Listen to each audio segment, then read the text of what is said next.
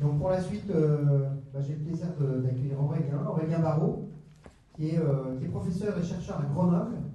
Il est astrophysicien, spécialiste de cosmologie et de relativité générale. Il a reçu beaucoup de prix en fait, décernés en physique subatomique. Et il va nous faire une balade en cosmologie en fait. Donc on lui a donné une carte blanche pour nous parler d'astrophysique, de cosmologie et d'innovation.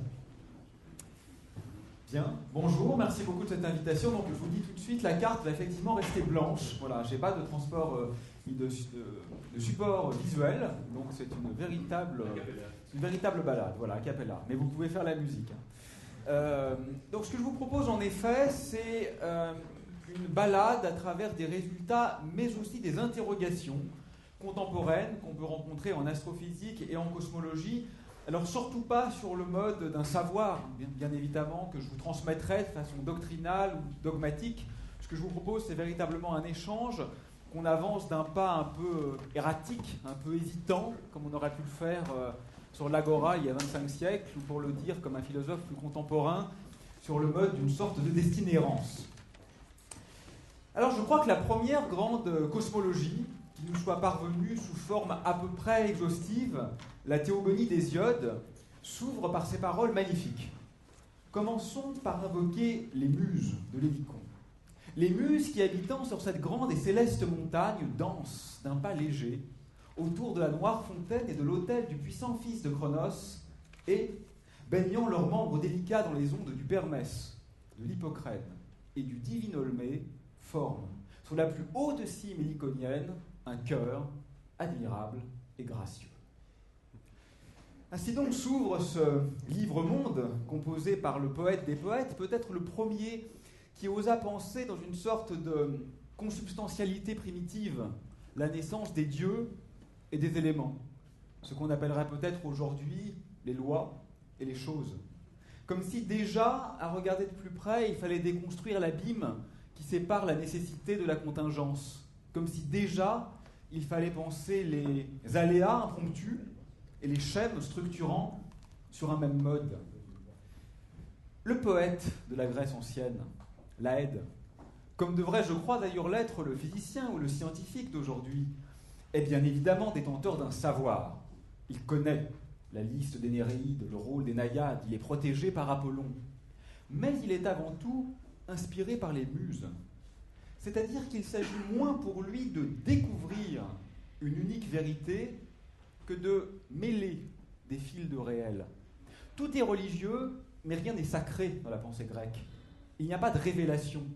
Personne ne fut damné pour avoir prétendu, comme Homère, qu'Aphrodite était fille de Zeus, ou comme Hésiode, qu'elle naquit de l'écume, de Pontos. Et je crois que cette religiosité non sacrée est peut-être ce que précisément nous avons perdu. Et c'est paradoxalement d'ailleurs ce geste qui a, je crois, ouvert la porte à une radicale désanthropocentrisation du réel. Et je crois que c'est très exactement ce geste que la science, et singulièrement la physique d'aujourd'hui, permet de poursuivre. Dieu merci, ou peut-être plutôt Darwin merci. L'évolution a bien fait les choses et nous a dotés de détecteurs naturels, nos yeux, qui sont en adéquation avec nos besoins. Autrement dit, quand nous observons autour de nous, nous voyons la lumière émise par notre étoile, le Soleil. Mais vous savez qu'il existe des grains de lumière, des photons, des ondes électromagnétiques, dont l'énergie peut être beaucoup plus grande ou beaucoup plus petite que celle qui nous est actuellement accessible. Cette lumière invisible pour nos yeux est l'immense majorité de la lumière existante. On ne la voit pas, mais elle existe. Et elle révèle d'autres visages de cosmos, beaucoup plus fondamentaux, beaucoup plus étranges et souvent beaucoup plus fascinants que ceux-là même qui nous sont accessibles. Si donc on veut tenter de mieux connaître notre environnement cosmologique au sens large, il est absolument essentiel de poursuivre ce geste de désanthropocentrisation, c'est-à-dire d'aller au-delà de nos récepteurs et détecteurs naturels et de tenter de voir avec ces yeux hypothétiques qui viennent scruter les lumières invisibles mais existantes. Alors imaginons par exemple que par une belle nuit d'hiver, un peu loin de Paris, nous sortions et nous scrutions le ciel avec des yeux qui ne seraient pas sensibles à la lumière visible, mais qui seraient sensibles par exemple aux très basses énergies, ce qu'on appelle les ondes radiofréquences. C'est un tout autre ciel qui s'offrirait à notre regard. C'est par exemple la structure de galaxies qui se déplie, se déploie dans l'univers à grande échelle qui apparaîtrait, alors même qu'elle est réelle, bien sûr, et qu'elle est invisible du point de vue de la lumière optique. À légèrement plus haute énergie encore, dans le domaine des micro-ondes, nous pourrions observer un firmament extraordinairement brillant, un ciel aveuglant, aussi lumineux que le soleil, dans toutes les directions.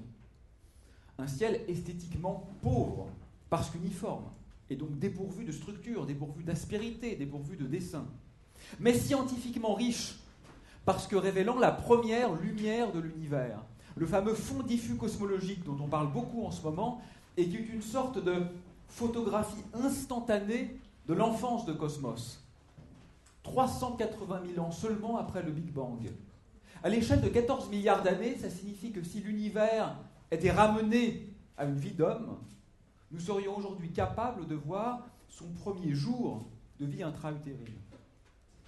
À plus haute énergie, toujours, dans le domaine des infrarouges, eh bien, c'est par exemple le centre de notre Voie lactée, notre petit îlot d'univers qui deviendrait accessible. Du point de vue de la lumière optique, visible, celle de nos yeux, il est impossible d'y accéder, parce que la lumière est absorbée par la poussière. Je ne peux pas voir le trou noir central, je ne peux pas voir le lieu paroxystique de la galaxie. Au contraire, les infrarouges se déplient et se propagent librement. Ils permettent donc d'accéder au cœur de la Voie lactée. À plus haute énergie, toujours, dans le domaine des ultraviolets, je pourrais par exemple discerner les raies d'un élément qu'on appelle le deutérium. Le deutérium est intéressant parce qu'il est léger, mais surtout parce qu'il est fragile. Cette fragilité est une grande qualité, parce que ça signifie qu'il ne peut pas être créé, être synthétisé dans la fournaise stellaire, dans les étoiles, sans être immédiatement détruit par les conditions hostiles qui y règnent. Autrement dit, le deutérium, c'est une trace, un signe, comme un vestige de l'univers le plus reculé. Non pas 380 000 ans après le Big Bang cette fois, mais quelques secondes seulement après le Big Bang.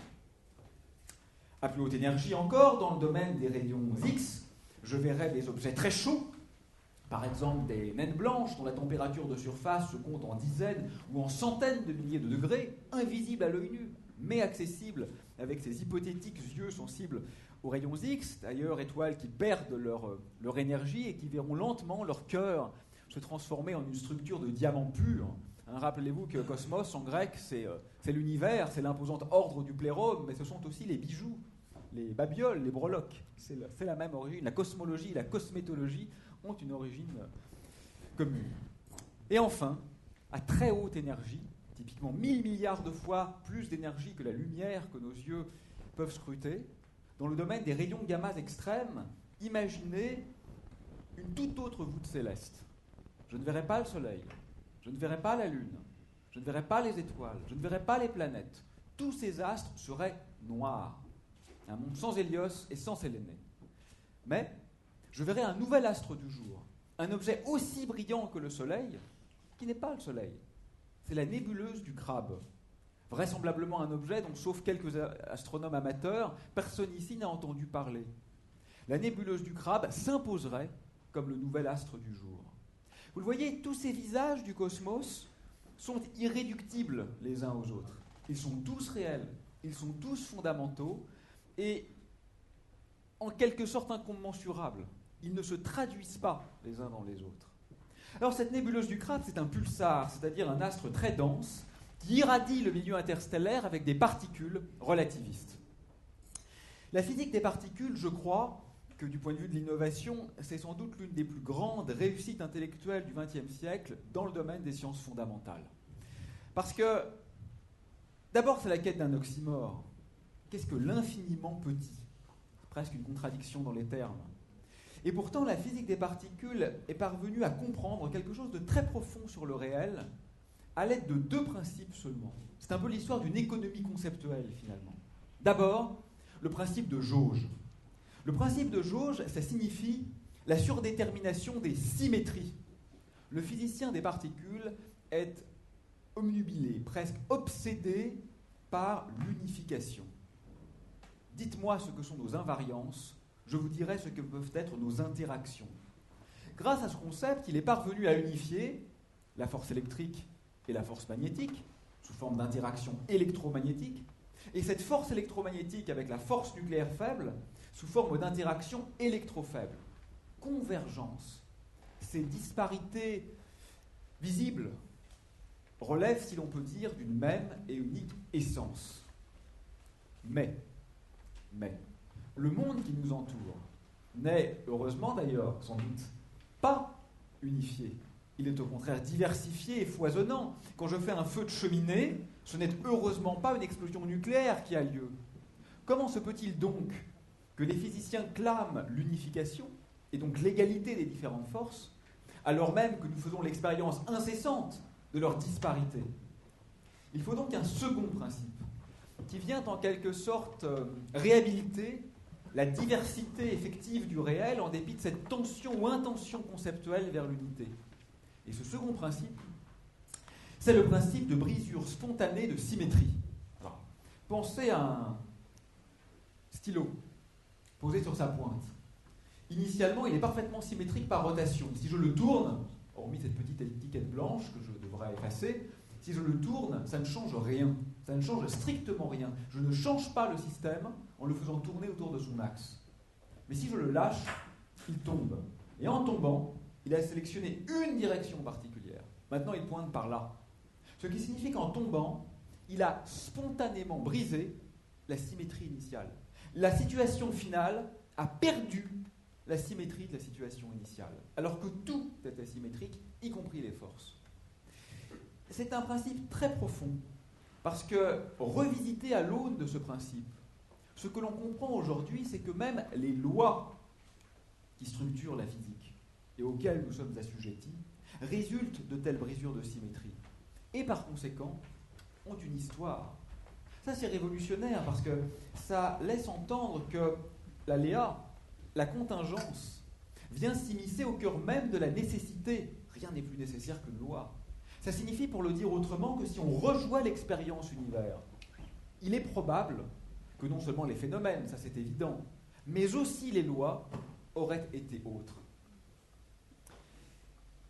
Alors, cette physique des particules, disais-je, c'est aussi une physique relativiste. La relativité restreinte, c'est l'une des grandes déconstructions, la première en tout cas grande déconstruction de l'idée ou de l'image d'un espace et d'un temps en soi, presque pour soi, tel que les concevait Newton. Forme pure, a priori, transcendantale, dirait Emmanuel Kant, de la sensibilité humaine. Au contraire, chez Einstein, l'espace et le temps vont, dans une certaine mesure, devenir a posteriori.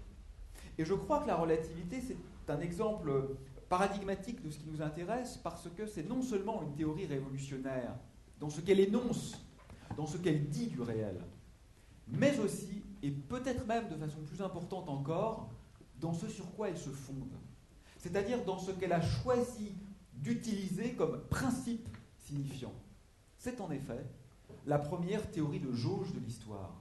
C'est-à-dire que c'est la première fois qu'un physicien allait utiliser les symétries que j'évoquais il y a quelques minutes, non seulement comme guide, mais même comme manière d'asseoir et de démontrer sa posture intellectuelle. Quelle symétrie? Des symétries très simples. Nous ne sommes pas ici dans le cadre complexe de la physique des particules, où les symétries sont abstraites. Des rotations dans des espaces, électrons, neutrinos, protons, neutrons. Non, non. Là, nous sommes dans l'espace direct. Déplacement dans l'espace, déplacement dans le temps. Que dit Einstein? Que remarque Einstein? Que les lois de la physique sont invariantes par déplacement spatial. Mais oui, évidemment. Je suis là, je ne suis pas ici. Il n'empêche que, si je vais ici, les lois qui décrivent mon corps sont exactement les mêmes que les lois qui le décrivaient ici. Ah, mon corps a pu évoluer un peu. Peut-être que la pression atmosphérique n'est pas exactement la même. Mais les lois qui régissent la pression atmosphérique, elles sont les mêmes. Quand Isaac Newton énonce les Principia, il ne dit pas F égale ma, si vous vous souvenez de la loi fondamentale de la dynamique, à Cambridge, mais aussi bien sûr à Athènes et Alexandrie. De même, les lois sont invariantes par déplacement dans le temps. Bien sûr, nous vieillissons. Nous n'aurons plus jamais l'âge que nous avons aujourd'hui. Mais les lois, elles, ne vieillissent pas. Si vous regardez la tension au bord d'une résistance, U égale RI était vrai hier et sera vrai demain, même si les valeurs numériques de U, de R et de I peuvent évidemment dépendre du temps. Quand Newton énonce les Principia, il ne les assujettit pas non plus à l'an de grâce 1687, mais aussi la veille et le lendemain. Finalement, cette idée que les lois ne dépendent ni de l'espace, ni du temps, ce n'est rien d'autre que la conceptualisation, que le pari d'une intelligibilité du réel, d'une intelligibilité physico-mathématique du réel. Si les lois dépendaient de l'espace et du temps, elles perdraient de façon définitoire ce qui les caractérise. C'est en quelque sorte l'hypothèse de l'existence même de lois. Et ce qui est remarquable, c'est qu'à partir donc de cette hypothèse, à minima, on ne peut pas faire moins si on s'accorde le droit d'être scientifique. Einstein parvient à 3 conséquences radicales. Relativité restreinte. D'abord, l'existence d'une vitesse limite, indépassable. Alors vous le savez, on l'appelle vitesse de la lumière, mais on l'appelle mal, parce que finalement cette vitesse indépassable existerait même dans un monde sans lumière. Elle n'est que secondairement égale à la vitesse de la lumière. Ce qui est très fort, c'est que cette vitesse indépassable est en réalité une propriété de l'espace. Ce n'est pas une propriété de la lumière. C'est une propriété de l'espace lui-même. C'est une constante de structure de l'espace-temps. Et ce qui est extraordinairement remarquable, c'est que son existence ne dépend pas des lois à l'œuvre dans notre monde. Elle dépend du simple fait que des lois existent. Pour démontrer l'existence d'une vitesse limite, Einstein n'a pas eu besoin d'écrire les lois, les équations de Maxwell pour l'électromagnétisme ou les lois de Newton pour les dynamiques. Il a simplement eu besoin de dire « des lois existent ». Et du simple fait que des lois existent, quelles que soient ces lois, il doit exister une vitesse indépassable comme propriété intrinsèque de l'espace-temps. Deuxième propriété remarquable, l'existence d'un lien indéfectible entre l'espace et le temps. Finalement, ce que nous montre Einstein, c'est que l'espace et le temps ne sont que deux apparences d'une même réalité sous-jacente. Vous voyez, un peu comme un cylindre. Regardez sur sa tranche, vous le voyez comme un rectangle. Regardez d'en haut, vous le voyez comme un disque. En réalité, c'est un cylindre. Ce n'est ni un rectangle, ni un disque, c'est un cylindre. Et suivant le point de vue, ce que vous identifiez comme de l'espace ou du temps pourra être identifié comme du temps et de l'espace par un autre observateur. Et il n'y a bien évidemment pas d'unique réalité sous-jacente, d'où le nom de relativité. Concrètement, ça signifie que si nos montres sont parfaitement synchronisées, rien qu'en faisant quelques pas par rapport à vous, ma montre se désynchronise de la vôtre. Maintenant, je suis légèrement en retard par rapport à vous. Bien sûr, l'effet est trop petit pour qu'en quelques pas à vitesse lente, il soit mesurable sur des montres mécaniques. Mais l'effet est réel, et il est bien connu. Il est en particulier possible, avec des particules élémentaires, de leur faire strictement subir des voyages dans le futur, c'est-à-dire de les faire vivre des temps 10 fois, 100 fois, 1000 fois, 1 million, 1 milliard de fois plus grands que leur temps de vie propre. Ce que je suis en train de dire, c'est que chacun d'entre nous pourrait devenir plus vieux que ses propres parents. Alors si tant est qu'ils soient encore en vie, et si tant est que ses parents en question soient soumis à une vitesse suffisante pendant un temps suffisant. 1 an se passe pour eux, 50 ans se passent pour vous. Quand vous vous retrouvez, vous êtes effectivement plus vieux que vos propres parents. Et ce n'est pas paradoxal. Enfin, c'est paradoxal au sens, ça s'oppose à la doxa, mais ce n'est pas aporétique. Il n'y a pas de contradiction. C'est une théorie cohérente et c'est une des théories les plus fiables, les plus éprouvées et les plus éminemment vérifiées de toute l'histoire de la physique. Donc les voyages dans le futur, ça c'est acté, sont possibles. En contrepoint de cette dilatation du temps, dont on fait l'expérience quotidienne, soyons bien clairs, parce que ce n'est pas de la physique spéculative. Là, je vous parle de choses absolument entérinées, même si le scientifique doit toujours rester ouvert à une possible remise en cause. Donc en contrepoint, disais-je, de cette dilatation du temps, se déploie un phénomène de contraction de l'espace. Ça signifie que la lance d'Achille pourrait devenir plus petite que le bouclier d'Hector, sans aucune intervention de la déesse Athéna, mais comme un simple effet de contraction de l'espace lui-même. Donc fût-elle en bois ou en airain, ça ne change rien. Ce n'est pas une force qui s'exerce sur le matériau, c'est l'espace lui-même qui se contracte. on ne peut pas lutter contre les propriétés de l'espace et du temps parce que nous sommes dans l'espace et le temps. Et enfin, troisième conséquence fondamentale de la relativité, E égale mc carré, qui est quand même une des formules les plus tristes de toute l'histoire de la science, puisque c'est la seule qu'absolument tout le monde connaisse et que presque personne ne comprenne. Alors, E égale mc carré, on peut dire ce que sont les termes, énergie, masse, vitesse de la lumière, mais quand on a dit ça, on n'a rien dit. Ce qui est fondamental, c'est de sentir à quel point cette formule est révolutionnaire et même subversive. Parce qu'en égalant donc l'énergie avec la masse, le c carré, on peut l'oublier, pas d'importance, c'est dimensionnel. En égalant l'énergie avec la masse, ce qu'on fait, c'est qu'on élabore un pont entre des grandeurs dont la nature fondamentale est différente. Et l'énergie est une propriété. L'énergie, c'est la couleur de ma chemise. C'est une propriété secondaire. Là, je me mets en mouvement, hop, j'acquiers de l'énergie cinétique. Soit, je reste moi-même. Au contraire, la masse est fondamentalement liée à l'être. Bon, pas pour un être humain, hein, je peux gagner quelques kilos et rester moi-même. Mais pour une particule élémentaire, je ne peux pas. La masse d'une particule élémentaire est une de ses définitions fondamentales. Donc, égaler masse et énergie, c'est créer un pont entre un inné, la masse, et un acquis, l'énergie, entre un être et un avoir, entre un essentiel et un accidentel, entre un nécessaire et un contingent. Et il y a vraiment une différence de nature entre ce qui se trouve de part et d'autre du signe égal. Mais si c'est égal, comme le dit Einstein, c'est que je peux changer l'un dans l'autre. Mais changer l'un dans l'autre, c'est presque faire une transmutation ou une transsubstantiation, parce que ça signifie que je vais changer une propriété en existence. Donc comprenez bien, c'est un peu comme si je disais que je vais transformer la hauteur de la tour Eiffel en une deuxième tour Eiffel. Attention, j'ai bien dit la hauteur, je ne détruis pas la première. Si je récupère le matériau et que j'en construis une deuxième, ça c'est trivial. Je dis que je garde la tour Eiffel telle qu'elle est, je ne la détruis pas, mais j'utilise une de ses propriétés, sa couleur ou sa hauteur, pour en construire une seconde. Maintenant, je suis moins métaphorique et plus précis. Qu'est-ce qu'on fait dans un accélérateur de particules? On transforme du mouvement en existence. Et ça, c'est exactement ce qu'on fait. On prend des particules, on les accélère, on leur communique de l'énergie. Elles ont du mouvement.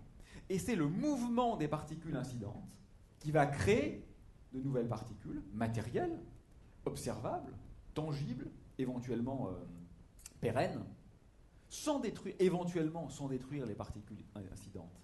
Ce n'est pas de la matière que je transforme en matière, c'est du déplacement que je transforme en matière. C'est ça que me dit E égale mc2. Ça me dit que le petit matériau ontologique fondamental de la nature n'est en réalité pas fondamental du tout. Ça signifie que les particules élémentaires peuvent être créées et détruites. Lavoisier doit être repensé. D'accord?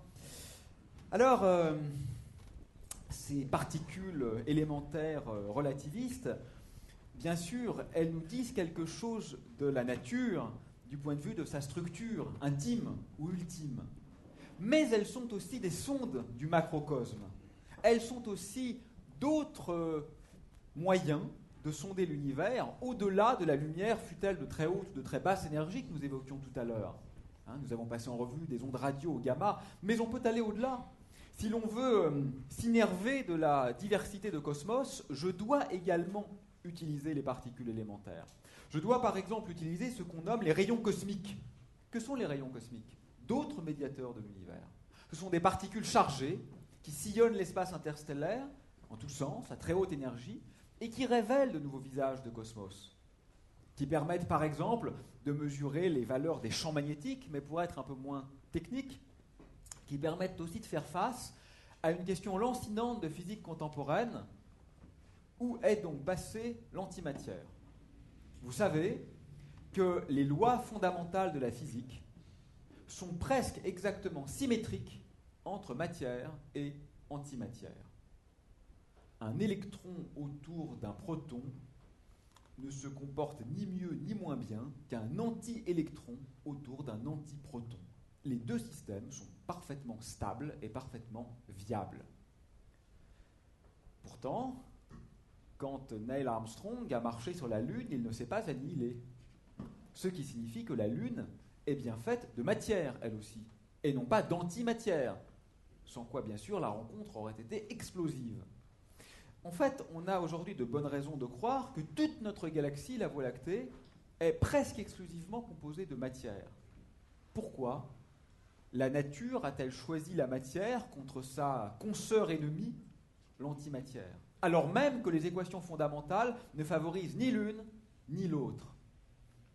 Peut-être parce qu'en réalité, le cosmos est scindé en vastes domaines de matière et vastes domaines d'antimatière.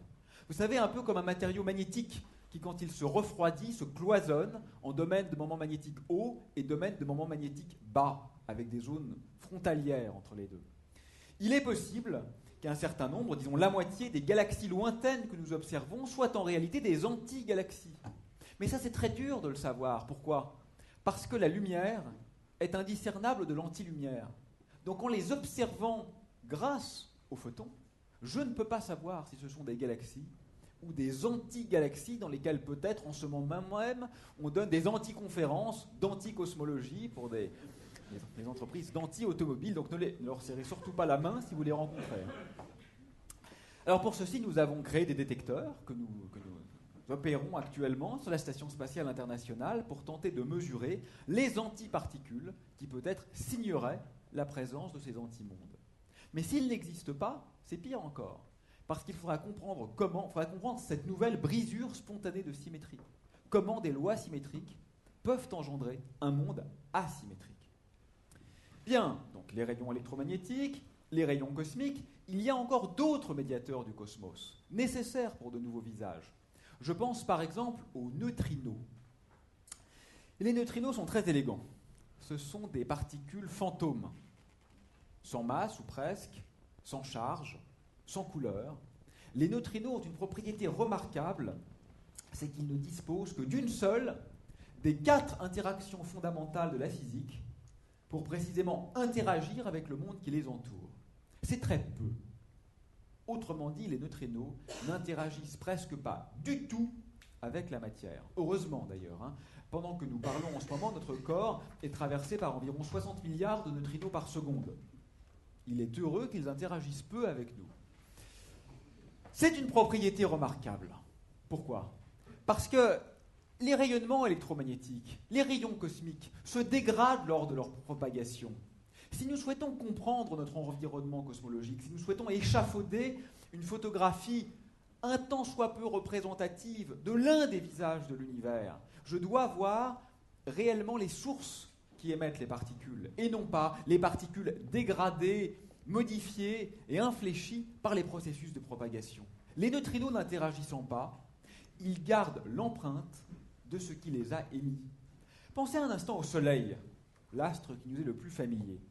Quand on le regarde avec nos yeux, on ne voit que la surface. On ne voit que la surface parce que le Soleil n'est pas transparent à sa propre lumière. Vous savez qu'il ne faut que quelques minutes à la lumière du Soleil pour venir de la surface de celui-ci jusqu'à la Terre. 7 minutes, à cause de la distance, 150 millions de kilomètres.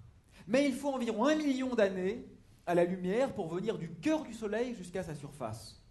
Pas à cause de la distance, qui est très petite, qui est 100 fois plus petite, mais à cause des processus d'absorption et de réémission. Le Soleil est opaque à sa propre lumière. Autrement dit, quand on le scrute avec nos yeux, on ne voit qu'une peau ou une pelure d'étoile. Alors je sais bien, dans un geste très stoïcien, d'ailleurs Deleuze aimait citer Paul Valéry, qui disait que le plus profond c'est la peau. Mais derrière cette peau, il y a un corps. Fût-ce un corps sans organes, à la manière d'Artaud, il y a un corps nucléaire qui brûle chaque seconde quelques 500 millions de tonnes d'hydrogène en hélium. Et ce corps-là, on ne le voit pas avec la lumière. Il est obscurci par sa densité. Au contraire, les neutrinos n'interagissant pas, ils se propagent librement dans le Soleil. En mesurant les neutrinos, je vois donc un tout autre visage de l'univers. Je vois le cœur des objets, je vois le lieu des réactions thermonucléaires. Alors évidemment, vous avez déjà compris le problème. Si les neutrinos n'interagissent pas avec le Soleil ou avec le milieu interstellaire, ce qui me ravit, ils n'interagissent pas non plus avec les détecteurs, ce qui me ravit beaucoup moins. Mais c'est une autre histoire. Donc les rayonnements électromagnétiques, les rayons cosmiques, les neutrinos, ce n'est pas tout. Ce n'est pas tout. Pour tenter de reconstruire cette diversité, je peux user encore d'un nouveau médiateur cosmique. Je pense aux ondes gravitationnelles. Les ondes gravitationnelles sont des petits tressaillements fugaces de la métrique, c'est-à-dire de la géométrie de l'espace-temps. Elles sont prédites par la théorie de la relativité générale. La relativité générale, c'est peut-être la plus belle, la plus étrange, la plus surprenante théorie jamais pensée par l'esprit humain dans le domaine des sciences dures. Finalement, la relativité restreinte que nous évoquions tout à l'heure n'était qu'un apéritif, une série de prolégomènes à la véritable grande révolution einsteinienne qui va beaucoup plus loin encore. Parce que ce que nous montre la relativité générale, c'est que l'espace n'est pas une structure figée. L'espace se distord et se distend eu égard à la présence des corps. L'espace réagit. Ça, c'est très important au niveau conceptuel. C'est important au niveau technique aussi, bien sûr. Mais au niveau conceptuel, c'est fondamental. Parce que ça signifie que l'espace n'est plus du tout, comme le voyait Newton, le contenant dans lequel se déploient les phénomènes.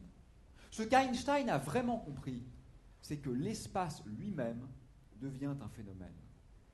Autrement dit, la relativité générale est véritablement une théorie d'unification avant l'heure, parce qu'elle va réintégrer l'espace et le temps, non plus comme les métastructures figées de Newton, mais comme certains phénomènes, parmi d'autres. L'espace évolue.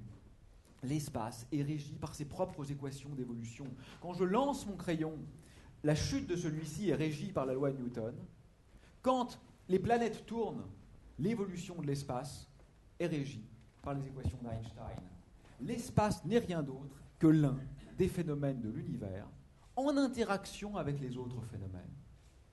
Vous voyez, c'est un peu comme si, dans notre étrange partie d'échec cosmologique, la morphologie des cases devenait une conséquence de la position des pièces. Le jeu se distend au cours de la partie.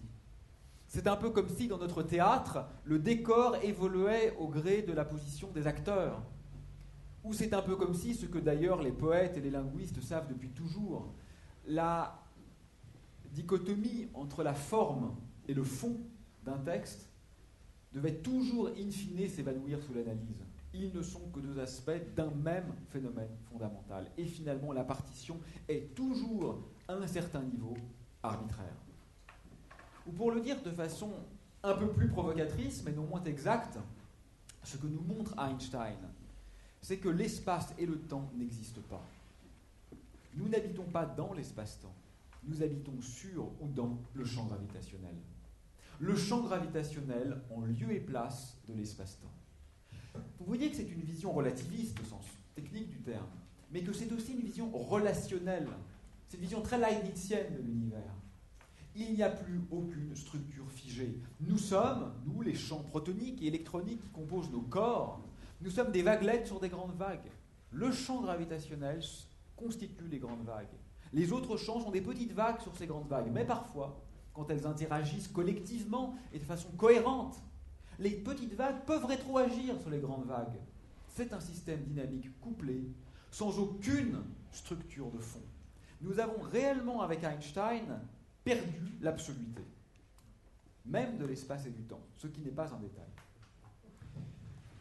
Alors vous voyez, j'espère, tout au contraire d'un monde désenchanté et désincarné, comme on le dit parfois, je crois que la physique contemporaine propose plutôt un cosmos diapré et foisonnant, peut-être ce que les anciens appelleraient une chimère.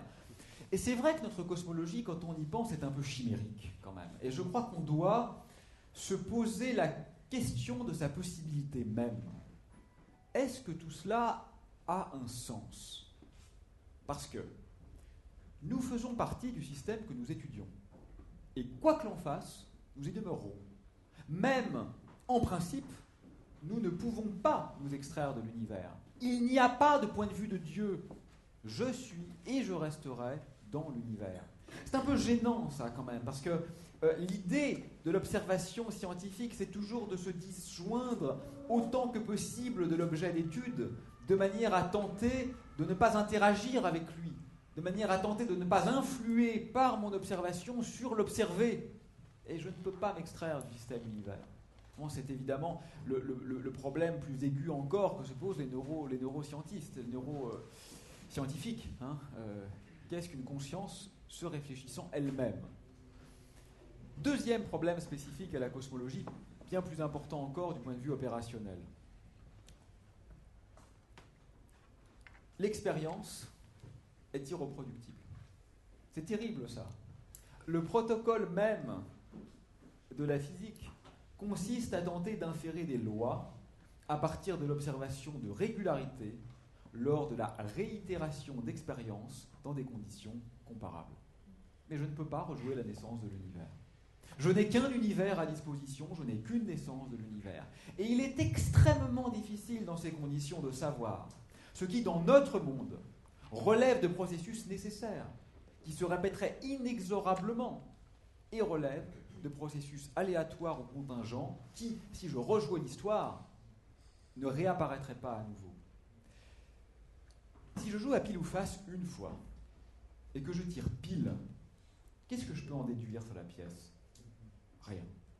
Si je joue 10 000 fois, et que je tire 10 000 fois pile, ah oui, je peux en déduire que probablement la pièce est truquée, que probablement il y a 2 faces pile, ou que probablement une loi que j'ignore l'oriente vers pile. Donc quand j'ai 1000 échantillons, je peux comprendre la statistique du problème. Mais si je joue une fois, comment savoir si le résultat est étrange ou inévitable? C'est une situation très singulière. Troisième problème ou spécificité. Les conditions initiales y ont un rôle très prééminent. Regardez. Imaginez que vous connaissiez parfaitement la loi de Newton, la gravitation universelle. Et imaginez que vous connaissiez parfaitement les lois du frottement sur l'air de ce stylo. Donc vous connaissez tout. Et je vous demande, où va-t-il atterrir? Ça ne suffit pas. Encore faut-il que je vous dise quoi? Comment je vais le jeter? Mais comment je vais le jeter? C'est ce qu'on appelle les conditions initiales. Ou le problème de Cauchy, si vous êtes mathématicien. Comment je vais le jeter? C'est antérieur et extérieur à l'expérience considérée. Si vous vous rappelez vos TD de terminale ou de maths sup, les conditions initiales, on ne vous les laisse jamais choisir, on vous les donne. Voilà la vitesse et la position, trouvez la position finale. Donc les conditions initiales sont antérieures et extérieures à l'expérience considérée. Oui, mais il n'y a ni extériorité, ni antériorité au système univers. Comment fixer les conditions initiales? Sur quels critères? Sur quelle base? Sans compter que de plus, les énergies en jeu dans l'univers jeune, ce qu'on appelle l'univers primordial, sont beaucoup plus grandes que les énergies qui ont été et qui seront sans doute jamais observées sur Terre. Il y a donc une extrapolation très hasardeuse à mettre en œuvre. Pensez par exemple que vous êtes un chimiste, personne n'est parfait, un chimiste hors pair, que vous connaissez parfaitement toute la chimie. Que pourriez-vous comprendre de ce qui se passe dans le Soleil ou dans une centrale nucléaire? Absolument rien. Ce ne sont pas les mêmes lois. Il y a un effet d'échelle. Je change de loi avec l'énergie.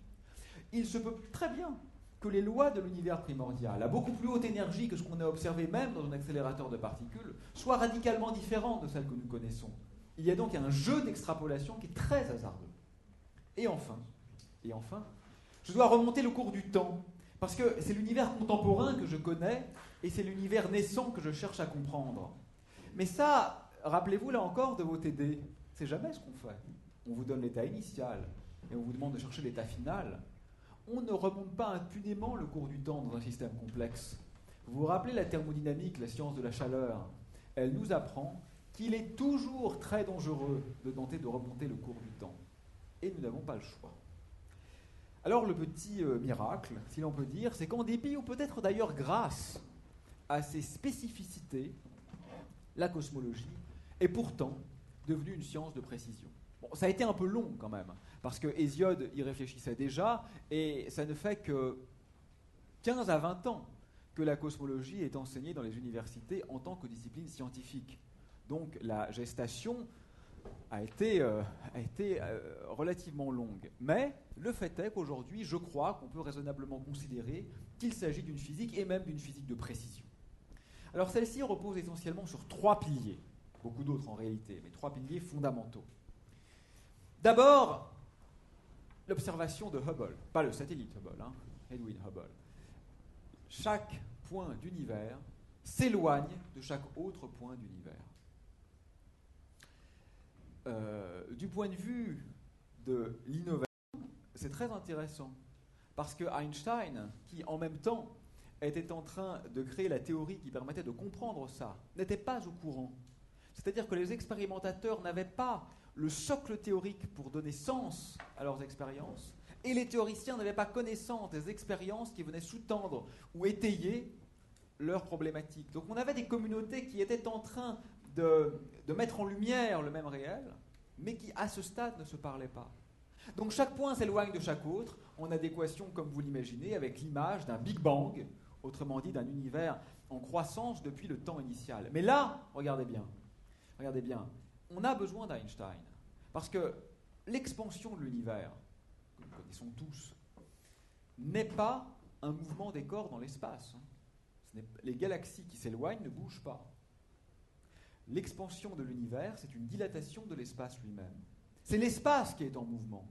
Et ça n'a de sens que parce que nous avons compris avec Einstein que l'espace est un système dynamique. Chez Newton, l'expansion de l'univers n'a aucun sens.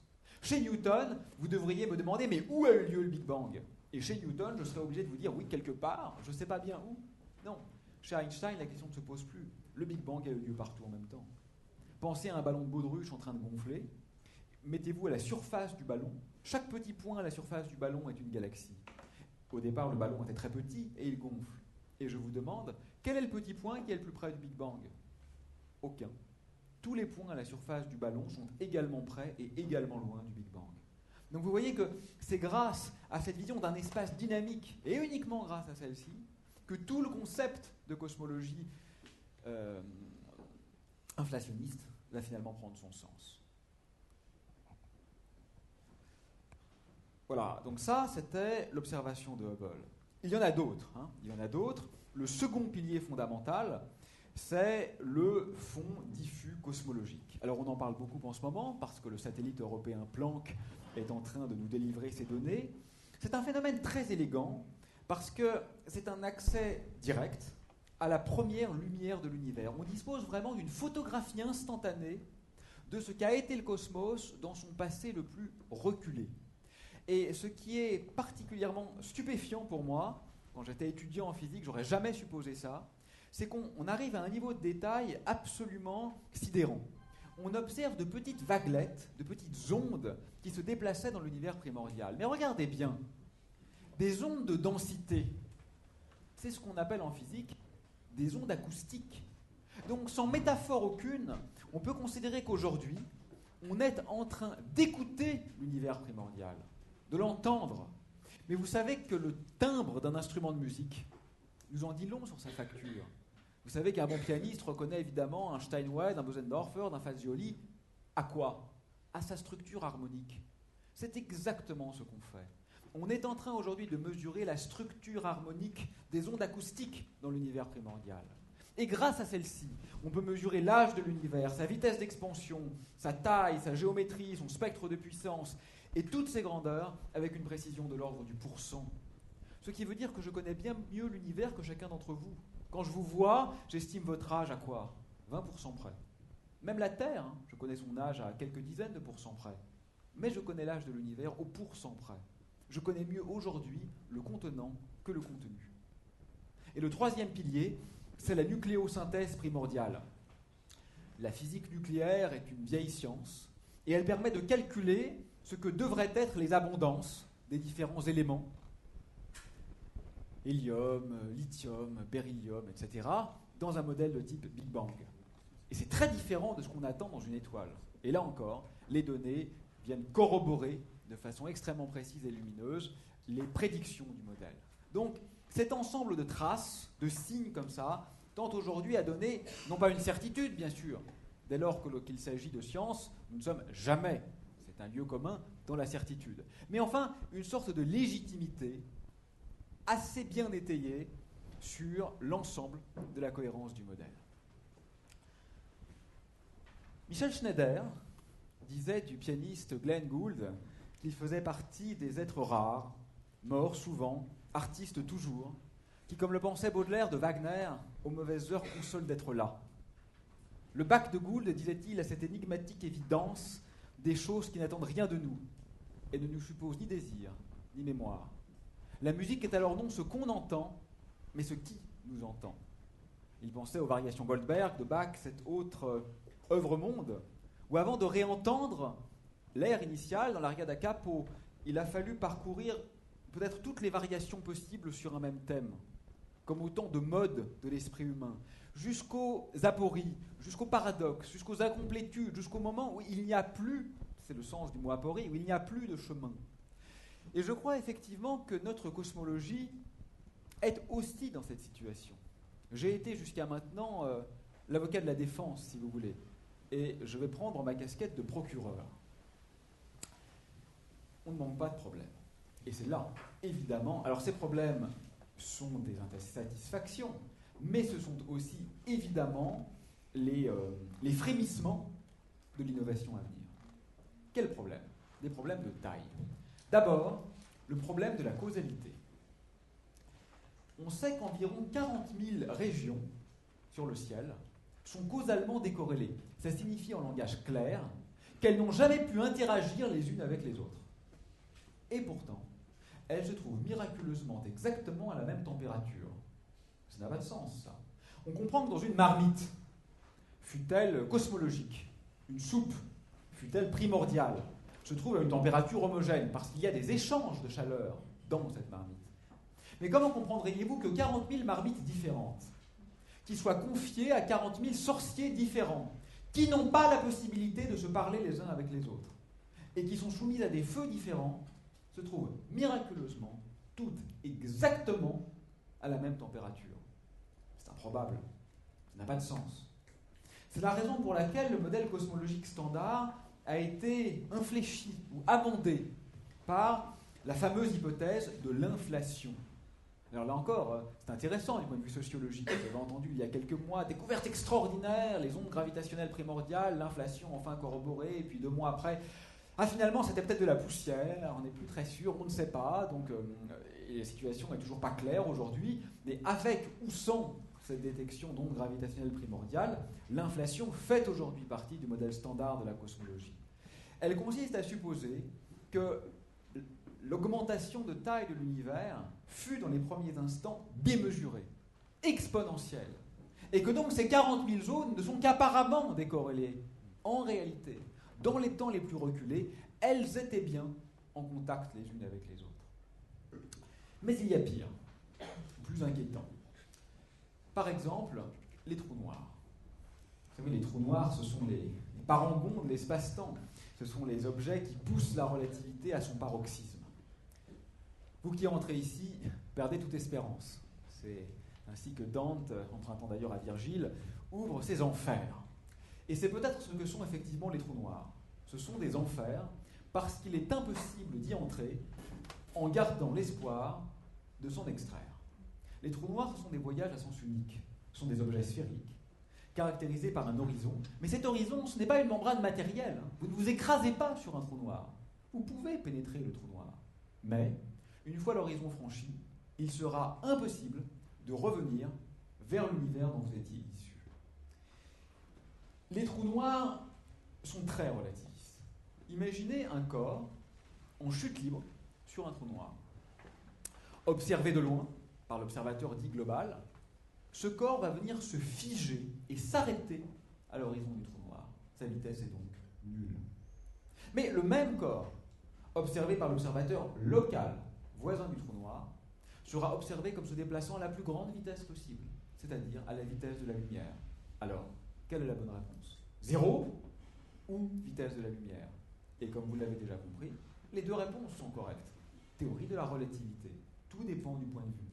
Suivant votre angle d'appréhension de l'univers, vous êtes conduit à des réponses qui sont apparemment contradictoires, mais qui sont totalement cohérentes dans le cadre de l'acception relativiste. Ce sont deux visions réelles d'un même monde. La pierre s'arrête réellement à la surface du trou noir pour l'observateur distant, et la pierre pénètre réellement dans le trou noir pour l'observateur lointain. Local, pardon. À l'intérieur du trou noir, les choses sont pires encore. À l'intérieur du trou noir, le temps se change en espace et l'espace se change en temps. Ça signifie que de la même manière que dans notre monde, le temps s'écoule inéluctablement, c'est l'espace qui s'écoule dans le trou noir. Et c'est la raison pour laquelle cet écoulement de l'espace, ce tapis roulant d'espace, vous ne pouvez pas échapper à la singularité centrale, c'est-à-dire ce lieu où toutes les grandeurs mathématiques divergent, ce lieu où, stricto sensu, le temps s'arrête. Alors, jusqu'à maintenant, tout va bien. C'est étrange, mais c'est cohérent. Nous observons des trous noirs, ils font aujourd'hui partie du bestiaire de l'astrophysicien. Mais il y a quand même quelques petits problèmes. Et le problème le plus aigu aujourd'hui, c'est celui de l'information. Du point de vue de la relativité d'Einstein, et c'est un théorème, donc c'est démontré, les trous noirs sont les objets les plus simples de l'univers. Un trou noir est entièrement décrit par deux paramètres, sa masse et sa vitesse de rotation. Mais c'est extrêmement peu. C'est extrêmement peu. Un atome d'hydrogène est décrit par des centaines de paramètres. Ça signifie qu'un trou noir est plus simple qu'un atome. Un trou noir est ce qui existe de plus simple dans le cosmos. Mais par ailleurs, la science de la chaleur, la thermodynamique, elle, prédit que les trous noirs sont les objets les plus complexes de l'univers, qu'ils encodent la plus grande quantité d'informations existantes. Mais où cette information est-elle cachée ? Vous le savez bien, dans un disque dur, dans une clé USB, je stocke l'information dans des bascules. Il me faut des structures pour stocker l'information. Mais les trous noirs n'ont pas de structure. On ne sait pas aujourd'hui comment résoudre le problème de l'information des trous noirs. Mais il y a plus grave. Je pense à la matière noire. Vous savez que l'essentiel de la masse de l'univers est invisible et inconnu. Mais c'est encore plus étrange que ça. Les étoiles, c'est-à-dire la totalité de ce qu'on voit, les planètes c'est négligeable, donc la totalité de la masse visible de l'univers ne représente que 0,5% de la masse totale de l'univers. C'est pas beaucoup quand même. C'est pas beaucoup. Mais ce qui est encore plus dérangeant, c'est qu'on a pu montrer que cette masse réelle mais invisible ne peut pas être constituée des particules élémentaires connues. Ce n'est pas un gaz sombre que je n'ai pas encore détecté. Elle n'est pas faite des atomes, des protons et des neutrons qui constituent cette table et nos corps. C'est donc un double paradoxe ici. C'est un paradoxe de cosmologie, parce que c'est l'essentiel du macrocosme. Mais c'est aussi un paradoxe de physique des particules, parce que ça signifie que les constituants fondamentaux de cette matière noire nous ont jusqu'à maintenant échappé. Alors bien sûr, la question pointe en direction des incomplétudes du modèle standard de l'infiniment petit. Rappelez-vous, l'unification que nous évoquions tout à l'heure, électricité et magnétisme sous forme d'électromagnétisme, et électromagnétisme avec force nucléaire faible sous forme d'interaction électrofaible. Il devint évident dans les années 1970 que cette belle démarche devait être poursuivie et qu'il fallait adjoindre à l'édifice l'unification avec les forces nucléaires fortes, ce qu'on appelle les théories de grande unification. Le groupe mathématique qui permet cette unification le plus simplement possible répond au doux nom de SU5. SU5 fait partie des théories qui ne peuvent pas être fausses, trop élégantes, trop attendues, trop prédictives, trop cohérentes.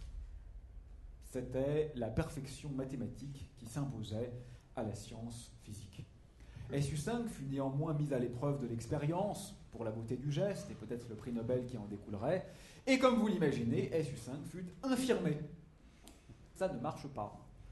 La nature, naturus, au féminin natura, du verbe latin nascor, sa racine, ce qui est en train de naître, sur le point de naître, le processus même de naissance.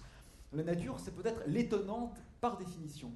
Vous savez, cette fameuse théorie ultime de la physique, théorie du tout, semble fonctionner, alors je ne dirais pas comme un supplice, mais comme un délice de Tantale. C'est-à-dire que, un délice parce que finalement, tant mieux. C'est-à-dire que dès lors qu'on la croit à portée de main, elle se dérobe. Mais Hawking pense qu'on aura trouvé la théorie finale dans 10 ans. Mais ça fait 50 ans qu'il dit ça et qu'il pense que ce sera dans 10 ans. Voilà, c'est exactement ça. La série ne converge jamais. Ça sera toujours dans 10 ans.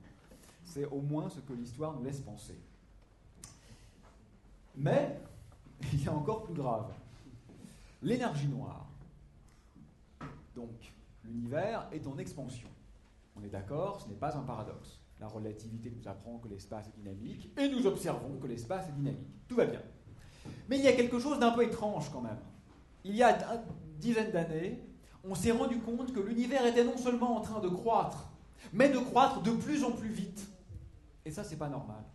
C'est pas normal parce que la gravitation est une force attractive. Et une force attractive, ça freine. Donc nous sommes sur une bicyclette, sur un terrain plat, nous ne faisons que freiner et la bicyclette accélère. Il y a probablement quelque chose qu'on ne comprend pas. On en est là. Pourquoi l'univers grandit-il de plus en plus vite? Il devrait décélérer et il accélère. Pour solutionner ce mystère, il faut probablement, là encore, interroger à nouveau le microcosme. C'est vraiment la rétroaction du microcosme sur le macrocosme qui sera vraisemblablement à la clé de cette énigme. Et si les particules élémentaires n'étaient pas, comme on le croit souvent, des points, des petites billes, mais plutôt des structures filiformes, des élastiques, ce que la tradition retiendra comme des cordes. Alors la théorie des cordes, la spéculative théorie des cordes, c'est d'abord un tour de passe-passe d'ingéniosité mathématique qui permet de s'affranchir d'une pathologie récurrente des théories de champ qu'on appelle anomalie, mais au niveau conceptuel, qui est ce qui nous intéresse aujourd'hui.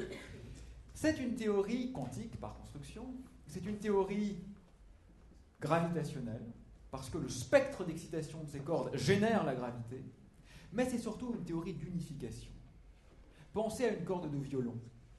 Suivant la position des doigts sur le manche, on peut générer toutes les notes de la gamme chromatique, avec une seule corde de violon. C'est un peu le pari de la théorie des cordes, que toutes les particules élémentaires connues, les électrons, les quarks, etc., ne soient que différents modes de vibration d'une unique classe fondamentale de cordes élémentaires. Une sorte, si vous voulez, de super unification. Alors cette théorie des cordes s'est déployée suivant 3 révolutions. D'abord la découverte toute théorique d'ailleurs, de la supersymétrie, c'est-à-dire d'un lien entre le monde des corps et le monde des forces, entre le monde des objets et le monde des interactions. Ensuite la découverte des dualités, c'est-à-dire de lien entre l'infiniment petit et l'infiniment grand, entre le très fort et le très faible, mais, et c'est celui-là qui m'intéresse aujourd'hui, 3e révolution, la découverte du paysage. Ça c'est intéressant. Vous connaissez cette devinette qu'on fait parfois aux enfants? Comment construire 4 triangles équilatéraux avec 6 allumettes? Donc généralement, ils ne trouvent pas la réponse, parce qu'il n'y a pas de réponse. On ne peut pas, dans le plan. Mais on peut dans l'espace. Et la solution, c'est de faire une pyramide, un tétraèdre. Autrement dit, pour donner sens à la question, il faut inventer une dimension supplémentaire par rapport à ce qui était attendu. Et c'est exactement ce qui se passe en théorie des cordes. L'ensemble de l'édifice devient cohérent à condition de supposer que nous vivions dans un espace à 10 dimensions. Ce qui n'est pas en adéquation exacte avec notre expérience quotidienne. Il faut donc supposer que 6 de ces 10 dimensions sont recroquevillées sur elles-mêmes et donc sont invisibles. On appelle ça une compactification. Mais les libertés associées aux manières de compactifier sont si immenses qu'il s'ensuit une quasi-infinité de lois physiques effectives différentes. Voilà la première image de ce qu'on appelle le multivers. Tout à l'heure, j'évoquais l'inflation. Augmentation démesurée de la taille de l'univers dans les premiers instants. Mais quand on la regarde bien, l'inflation ne crée pas un univers. Elle crée une grande quantité et même une infinité d'univers bulles. La théorie des cordes, si elle est correcte, emplit ou structure chacun de ces univers bulles avec des lois différentes. Et là, tout devient possible. Imaginez des mondes sans lumière, des mondes sans matière, des mondes à 7 dimensions, des mondes sans temps. Vous savez, Wittgenstein ouvrait son Tractatus par cet aphorisme. Le monde est tout ce qui a lieu. C'est peut-être la meilleure définition du multivers. Là où tout a lieu, au-delà de notre imagination. Alors, la question, n'en déplaise à Leibniz ou Heidegger, n'est peut-être plus pourquoi y a-t-il quelque chose plutôt que rien, mais pourquoi une telle diversité et non pas une morne uniformité. Attention, aucun retour ici au vieux démon de l'anthropocentrisme pré-copernicien, comme le croient certains. Pas du tout, regardez bien.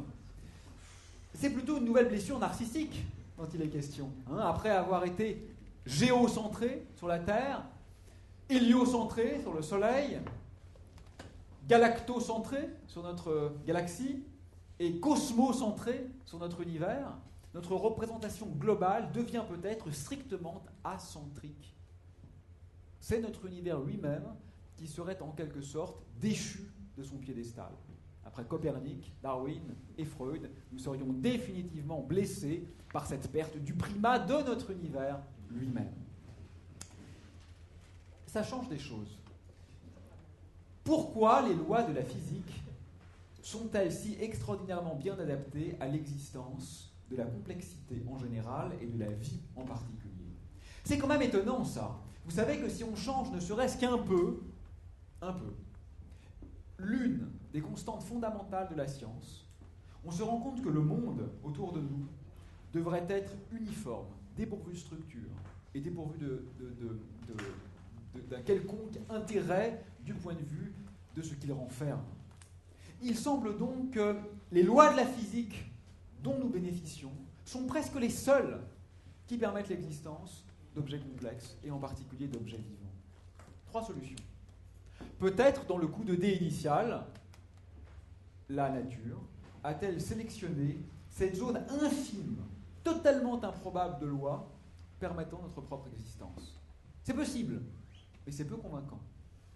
Peut-être, deuxième solution, très en vogue, comme vous le savez, chez les créationnistes américains, celle de l'intelligence design. Le dessin intelligent, eh bien c'est parce que Dieu a façonné l'univers pour que nous existions. Ce qui est une solution évidemment théologique, mais aussi téléologique, c'est-à-dire finaliste. Ou troisième solution, celle du multivers, parce que les dés ont été lancés un grand nombre de fois. Mais oui, si vous jouez une fois au loto, vous êtes à peu près sûr de perdre.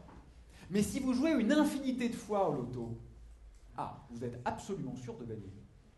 S'il existe donc une infinité d'univers avec des lois différentes, alors il est inévitable que certains de ces univers présentent des lois compatibles avec la complexité, et puisque nous sommes nous-mêmes des structures complexes, nous nous trouvons nécessairement dans un de ces univers compatibles avec la complexité. Alors la proposition est un peu révolutionnaire, et même très révolutionnaire, peut-être même à l'image de la rupture copernicienne. Mais est-elle encore scientifique ? Je suis sûr que vous vous demandez, peut-on sans risque prédiquer sur ces mondes invisibles ? Est-ce encore de la science sérieuse ? On ne peut pas les visiter, ces autres univers. Est-on par exemple scientifique au sens de Karl Popper ? Vous savez, est scientifique ce qui est falsifiable, ce que je peux réfuter. Eh bien, paradoxalement, et bien qu'il soit impossible de visiter ces autres univers, je crois que oui. Je crois que oui pour une raison subtile mais simple. C'est que le multivers n'est pas un modèle. Ce n'est pas une invention ad hoc pour satisfaire mon ou notre désir de diversité. Le multivers est une conséquence de modèles. Les modèles en question, disons théorie de l'inflation et théorie des cordes, peuvent être mis à l'épreuve, hic et nunc, ici et maintenant. Si je les réfute, je réfute bien évidemment toutes leurs conséquences, y compris ces univers multiples. Mais si, à contrario, je les corrobore suffisamment pour qu'ils deviennent les paradigmes dominants, si je change de paradigme et que j'entre dans ce nouveau paradigme, alors je n'ai pas le choix. Je dois aussi garder leurs conséquences. Et leurs conséquences, en l'occurrence ces univers multiples, viennent de plus, comme je l'ai expliqué précédemment, résoudre certaines contradictions, certains paradoxes de physique théorique contemporaine. Alors, soyons un peu provocateurs. Et quand bien même ça ne serait pas le cas, quand bien même nous ne serions pas dans la science poppérienne, faudrait-il nécessairement s'en émouvoir ? Après tout, je parierais que ni les abstractions de Kandinsky, et moins encore le Fontaine de Duchamp, ni, je ne sais pas, moi, l'accord Tristan de Wagner, ni l'homme qui marche de Rodin, et la liste pourrait être longue, n'auraient été considérés comme de l'art par un théoricien, esthéticien de la Renaissance. Même si, oui, stricto sensu, l'esthétique n'existait pas encore à la Renaissance. Mais peu importe. Même par Baumgarten, je suppose, ça n'aurait pas été de l'art. Tous les champs disciplinaires se transforment de l'intérieur. Et je trouve que la science, qui est un processus de remise en cause permanente, est précisément celui auquel on doit plus que tout autre autoriser une possible remise en cause des linéaments disciplinaires et des praxis disciplinaires. Alors peut-être y aurait-il quelque chose dans ce que j'appellerais non pas une nouvelle mythologie, non, mais une nouvelle logomythie. Et je change l'ordre des mots parce que ici, c'est logos qui est premier, disons la rationalité, même si c'est très polysémique, et qui entraîne, qui engraine vers Moutos, c'est-à-dire vers effectivement ces mondes invisibles. Ce n'est pas le mythe qui est premier, c'est la rationalité qui mène à ces objets effectivement invisitables. Alors le multivers, je vais bientôt conclure, hein, ne vous inquiétez pas, le multivers n'apparaît pas que dans ces modèles très spéculatifs de théorie des cordes. Revenons un instant à de la science bien comprise et bien admise. Par exemple, la relativité générale, archétype d'une théorie réussie. Dans 2 des 3 géométries compatibles avec la cosmologie, la relativité générale d'Einstein prédit un espace infini. Mais ça change déjà tout, ça. Parce que l'univers, au sens de ce qui est connaissable, hein, au sens de ce qui est lié à nous, lui n'est pas de taille infinie. Donc dans cet espace infini, je mets déjà une infinité d'univers. Mais ça, c'est très important parce que ça veut dire que tout ce qui est possible doit se produire et même se reproduire. Notre existence est possible puisque nous sommes là. Donc elle doit se reproduire. Et je peux même calculer à quelle distance moyenne doivent se trouver nos alter ego, les copies conformes de chacun d'entre nous, qui ont le même passé, mais pas nécessairement le même futur. Ça signifie que dans un de ces univers, celui-ci j'espère, vous restez effectivement dans cette pièce encore pendant les 5 ou 10 minutes que j'ai devant moi, et que dans un autre, manifestement lassé par mon propos, vous quittez la salle. Pensons à la mécanique quantique, l'autre grande théorie du XXe siècle. Vous savez, la mécanique quantique qui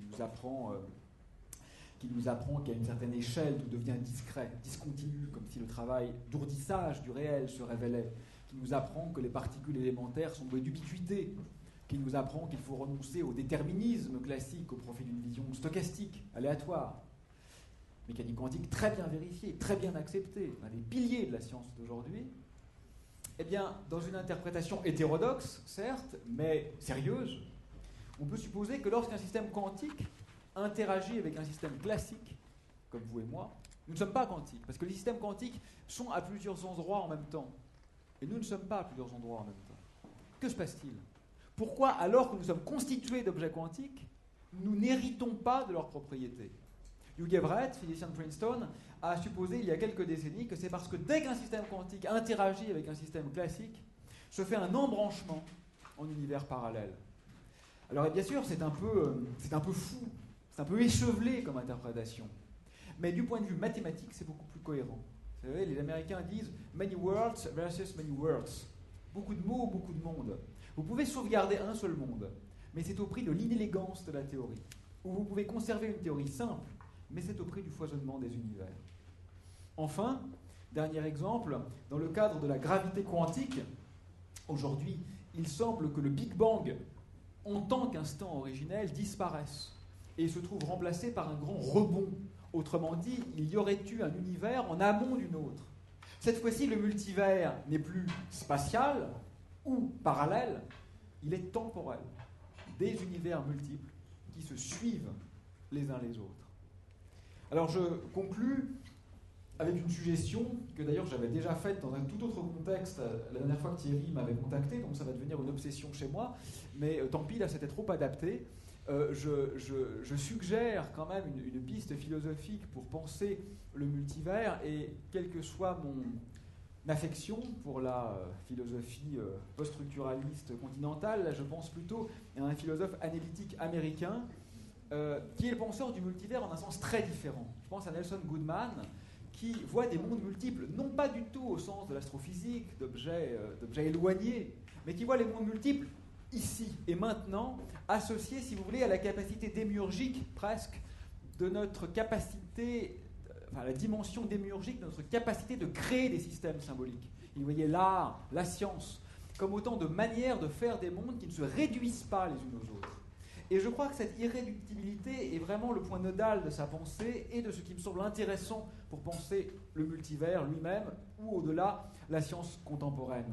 C'est au nom de cette irréductibilité qu'il est suivi par d'autres philosophes analytiques américains, Dewey, Davidson, Sellars, Putnam, Rorty, et j'oserais même, Thierry qui est beaucoup plus compétent que moi me contredirait sans doute, mais en un sens complètement différent sur l'essentiel de leur œuvre, mais quand même, chez Deleuze, Derrida, Nancy, Lyotard, on retrouve, disons, ce besoin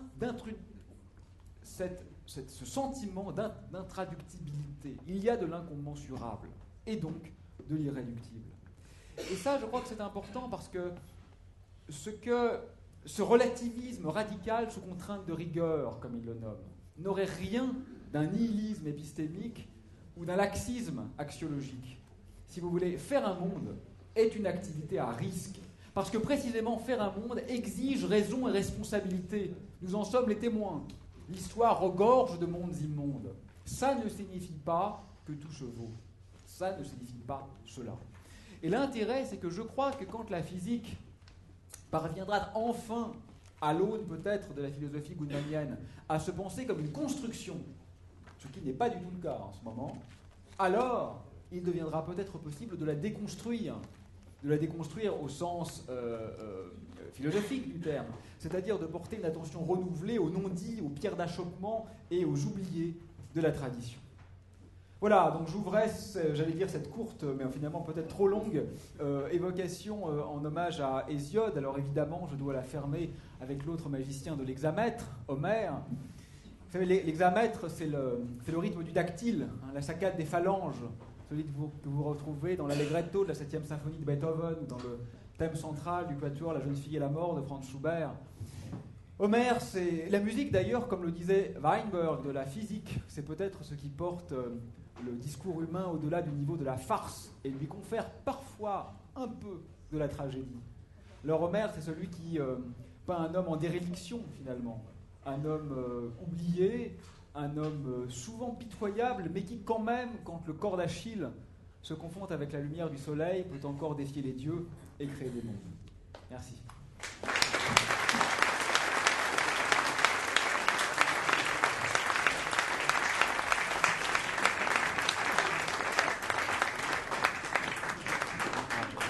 Merci beaucoup, Aurélien. Des questions? Enfin, moi, j'ai la réponse. J'ai vu récemment le bouquin d'Ormesson. Bon, là, j'ai une réponse. Donc, je ne suis pas plus avancé, mais j'ai une réponse. Dites-la-nous alors. Le bouquin, c'est que, effectivement, le Big Bang, qu'est-ce qu'il y avait avant?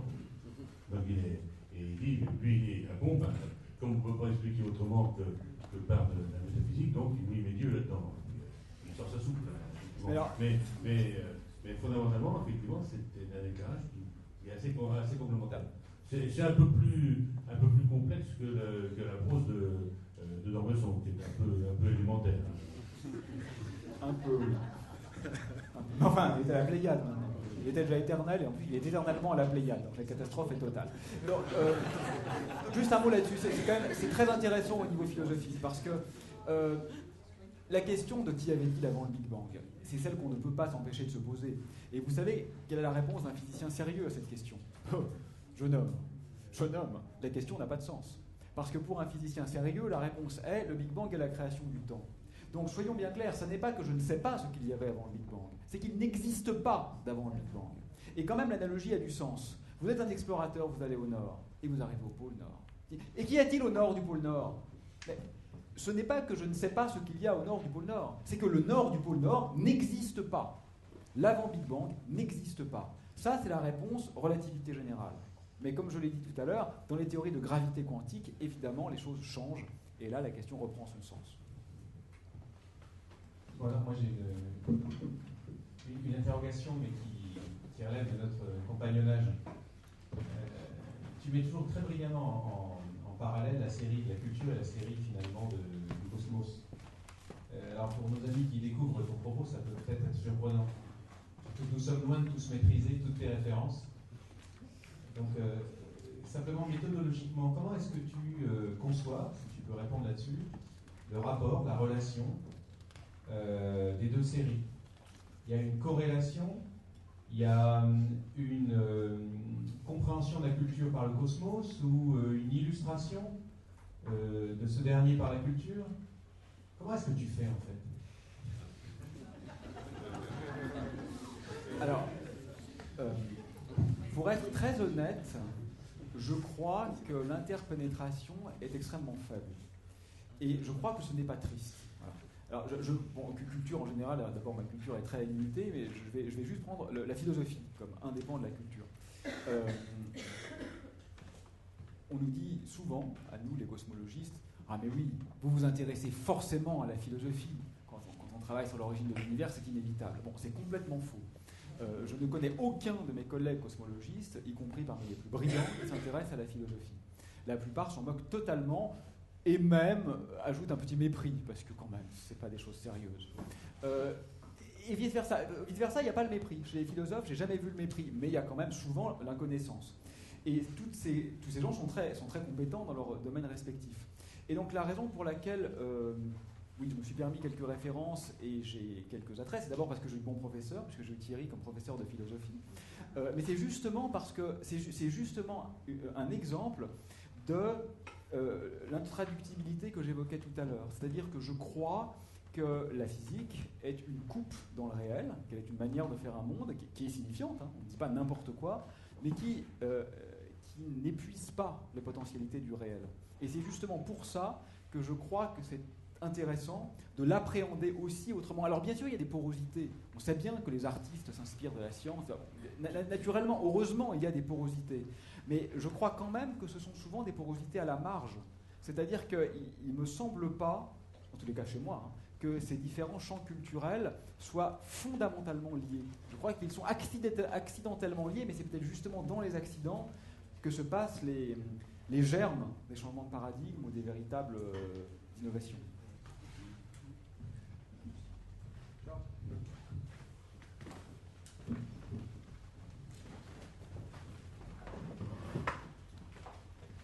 Juste un petit mot, merci, c'est tellement excitant.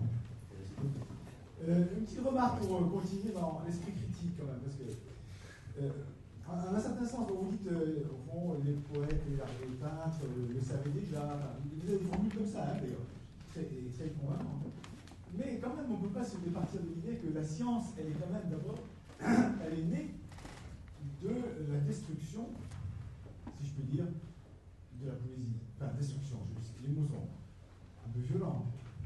La science avait commencé par dire, tout ça, c'est de la littérature, comme on dit. Il faut partir sur des bases simplifiées, et la science reconstruit le complexe après l'avoir ratiboisé, si je puis dire. La science commence par dire, on va partir des éléments, des évidences, comme Descartes, et maintenant elle redécouvre la merveilleuse complexité du réel, et ce faisant, elle se dit, tiens, après tout, Homère, enfin, les poètes, etc., l'avaient déjà compris à leur façon. Bon, donc à la fois c'est très intéressant cette situation, mais est-ce qu'il ne faut pas faire aussi une critique de la science? La science a été une entreprise d'abord de simplification abusive, enfin énorme. Et puis, comme elle a un dynamisme génial, enfin, c'est le génie humain, au fond. C'est une des formes du génie humain, elle redécouvre la musique, si je puis dire, même, dans l'univers, et vous l'avez fait de façon admirable, hein. Mais quand même, c'est l'hommage du vainqueur au vaincu. Oui, je comprends ce que vous voulez dire, et vous avez en partie raison, mais je le tempérerai un peu quand même. Moi, j'ai un étudiant en ce moment, enfin, heureusement c'est fini là, mais qui venait me voir à la fin de tous les cours, que je fais des cours en licence de physique, et qui venait m'expliquer que tout ce que j'ai dit pendant 2 heures était déjà dans le Coran. C'était un peu fatigant. Je crois que, évidemment, tous les textes riches sont des textes ouverts, et a fortiori les textes sacrés, et il est très facile de les infléchir dans la direction qu'on veut. Moi, j'avais joué le jeu complètement, c'était un jeu de rhétorique finalement, de montrer qu'on retrouve chez Démocrite tous les éléments de la cosmologie contemporaine. Et en même temps, quand on le fait, on n'y croit pas vraiment. C'est-à-dire qu'on sait qu'a posteriori, on peut le... non, pas chez Démocrite, en fait, chez Épicure, parce que j'avais besoin du clinamen. Donc c'est extraordinaire, on a même le saut quantique, enfin on a tout ce qu'il faut, donc c'était génial. Bon. Mais en même temps, il s'est quand même passé quelque chose. Donc je pense que c'est vrai, et en même temps, vous savez, il y a un vieux proverbe taoïste qui dit « Quand j'étais jeune, je croyais que les rivières étaient des rivières, voilà, les montagnes des montagnes. Et puis après, j'ai étudié le Tao pendant 20 ans, et j'ai compris que les rivières n'étaient pas des rivières, et que les montagnes n'étaient pas des montagnes. Et j'ai réétudié le Tao pendant 20 ans, et maintenant, je sais que les rivières sont des rivières, et que les montagnes sont des montagnes. Et je crois quand même que... je crois que finalement, ce que montre cet adage, c'est que le cheminement valait le coup. même si on revient à la case départ. Oui, mais peut-être que le futur de la physique, c'est la poésie.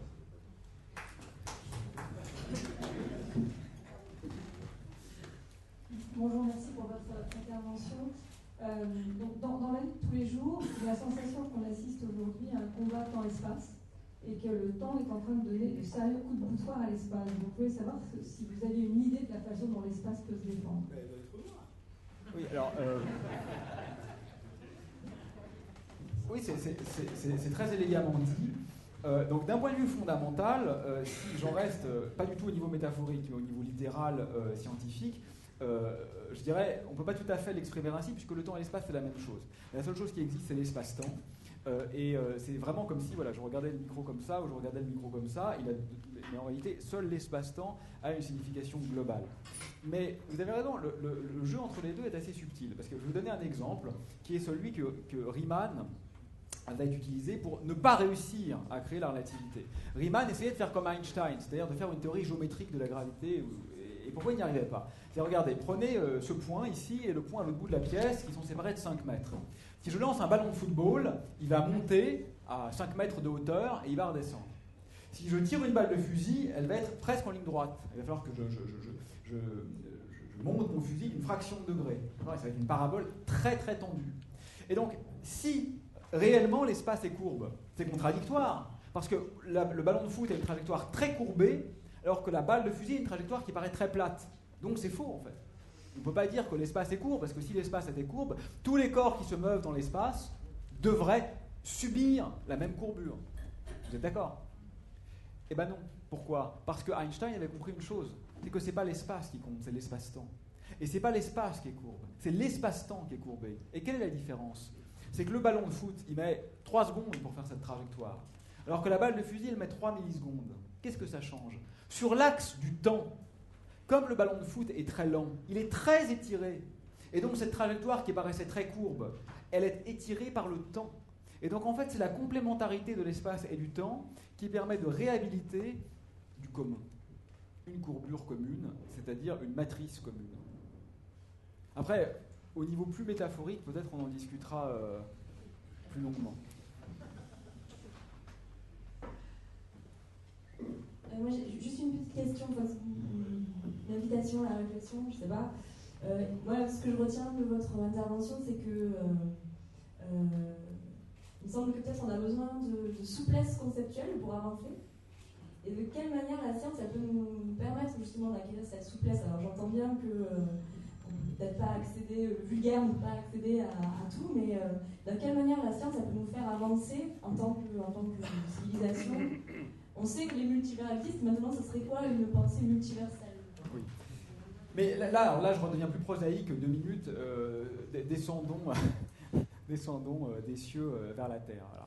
Toujours un anticohéré. C'est un problème sociologique. C'est un problème éminemment sociologique. Nous ne sommes pas très nombreux. Mais en fait, toutes les communautés se pensent insuffisamment nombreuses, puisqu'on se fixe des objectifs en lien avec ce qu'on ne peut pas atteindre. Donc je suppose que vous partagez le même sentiment. Donc il faut faire des choix. Et c'est très difficile. Parce que les bonnes idées, il y en a tous les jours. Tous les jours, vous trouverez des articles publiés avec des idées révolutionnaires qui ne sont pas stupides a priori. Sauf que ces idées, si elles ne sont pas étudiées pendant... Moi je dirais qu'il faut 100 personnes pendant 30 ans, minimum, si on veut savoir si une idée a du sens. Et non mais je ne sais pas, c'est la vérité, hein. C'est l'ordre de grandeur. Et encore, ça l'emmènera à un stade préliminaire. Donc, comment faire? On veut pousser la possibilité d'un changement de paradigme, on veut pousser la possibilité d'un renversement, parce que, surtout dans notre discipline, nous, on n'a rien à perdre. Donc, on aimerait voir un renversement global. Ouais, révolution, hein, ça porte bien son nom, vous savez, on le doit à Copernic, finalement, hein, la révolution, quoi. Donc, on aimerait voir ça, mais c'est très cher. C'est très cher, parce que d'un seul coup, si on veut pousser une idée, ça veut dire prendre 100 personnes très fortes. Si on met des tocards, ça ne marchera pas. Donc on prend les 100 meilleurs spécialistes du domaine, et on les oblige à, en gros, passer 30-40 ans, c'est leur carrière, quoi, à passer toute leur vie professionnelle sur une idée qui est peut-être complètement débile en réalité. Donc l'innovation, c'est extraordinairement risqué dans ce domaine. Et je trouve que la balance des 50 dernières années a été à trop de conservatisme. La théorie des cordes, par exemple, a été hégémonique. Les gens qui voulaient faire de la physique d'unification ne faisaient que de la théorie des cordes. c'est une catastrophe. Parce que pour l'instant, ce n'est pas très fructueux, et parce qu'il y avait beaucoup d'autres bonnes idées qui n'ont pas été étudiées. Mais à contrario, si on se dissémine complètement dans chacune des idées intéressantes, bien sûr, on perd le travail laborieux d'élaboration du socle commun, qui est quand même ce à partir de quoi peuvent aussi naître les nouvelles idées. Donc c'est un équilibre très délicat à trouver. L'institution est toujours trop conservatrice. Donc il faut toujours pousser du côté, me semble-t-il, du risque, mais si ce qu'on demande était vraiment écouté, ce serait peut-être quand même très risqué. Une comparaison footballistique, quoi. C'est le marquage à la culotte par rapport à marquer des buts. Non, c'est fini ça. Hein. Bon, moi je voulais vous remercier, je n'ai pas tout compris. Moi non plus. Mais ce que j'ai compris en tout cas était très intéressant, donc déjà merci pour ça. Alors je me lance puisque j'ai une question qui est peut-être complètement, comme je n'ai pas compris. Bon. En fait, le début de votre raisonnement, c'est que les lois sont invariantes dans le temps et dans l'espace. Et donc, à partir de ça, vous avez ces trois principes d'Einstein avec la vitesse indépassable, etc. Je ne vais pas refaire l'exposé. Donc, une des conséquences, c'est que le temps n'est pas universel. Donc, finalement, les lois de Newton, bon, ben, il faut réécrire la physique avec un temps qui n'est pas universel, si je comprends. Voilà. Là, ce que je comprends ce matin, c'est que la masse non plus n'est pas vraiment universelle, n'est pas vraiment intrinsèque, et que Lavoisier, moi je suis chimiste, donc dommage. Voilà. Donc la masse, le temps, puisque le temps et l'espace sont liés, du coup l'espace n'est pas très universel,